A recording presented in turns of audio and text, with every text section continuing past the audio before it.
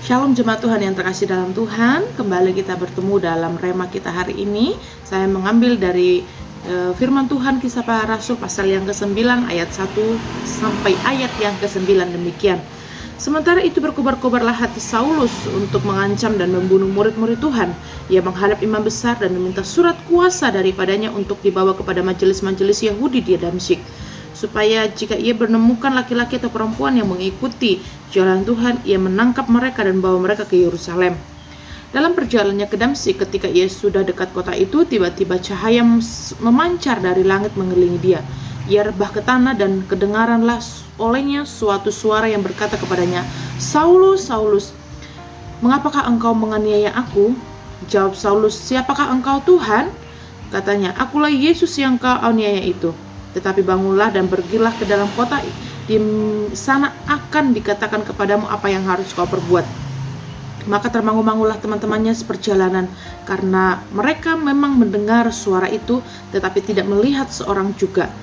Saulus bangun dan berdiri, lalu ia membuka matanya, tetapi ia tidak dapat melihat apa-apa. Mereka harus menuntun dia masuk ke Damsyik. 3 hari lamanya ia tidak dapat melihat, dan 3 hari lamanya ia tidak makan dan tidak minum.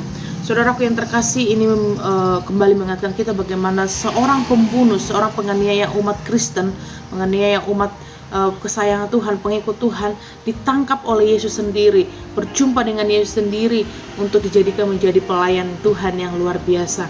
Saya tidak tahu bagaimana momen perjumpaan saudara dengan Tuhan, tetapi yang jelas bagaimana pada saat itu, momen ketika kita bertemu dengan Tuhan adalah momen yang sangat istimewa dan tidak akan pernah terulang kembali.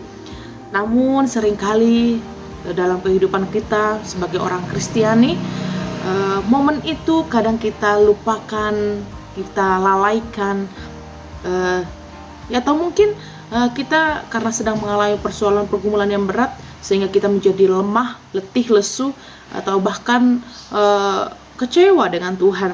Tapi yang saya mau katakan adalah Saulus saja yang dulunya menjadi seorang penganiaya umat Kristen, umat kesayangan Allah, ditangkap Tuhan dan dijadikan menjadi pelayan Allah yang luar biasa. Saya mengajak untuk setiap kita jemaat Tuhan secara khusus di GBI Sokit, mari kembali berkobar untuk melayani Tuhan. Bagaimana momen perjumpaan kita dengan Tuhan itu kembali kita kobarkan di dalam beribadah, dalam melayani Tuhan, sehingga hidup kita pun akan kembali menyala-nyalai dalam Tuhan, berkobar-kobar di dalam melayani Tuhan, dan hidup kita akan menjadi berkat buat banyak orang. Saulus di tengah-tengah ketidakberdayaannya, ketika dia bertemu dengan Tuhan, Tuhan izinkan matanya buta selama 3 hari, tidak melihat, sehingga ia akan dituntun oleh rekan-rekannya sampai ke Damsyik pada saat itu.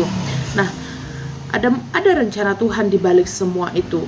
Ada tujuan Tuhan di balik semua apa yang dialami oleh Saulus pada saat itu. Namun intinya adalah Tuhan mempunyai waktu yang terindah dalam setiap kehidupan anak-anaknya. Waktu Tuhan adalah waktu yang terbaik, bukan waktu manusia. Namun waktunya Tuhanlah yang kita nanti-nantikan. Amin. Saya rindu jemaat Tuhan di GBI Sokit semakin bertumbuh, semakin menyala-nyala dalam Tuhan. Jangan cepat menyerah, jangan cepat mutung, jangan cepat kecewa dengan hamba Tuhan, tetapi kita akan sama-sama bergandengan tangan melayani di gereja Tuhan. Haleluya. Selamat beraktivitas, Tuhan Yesus memberkati.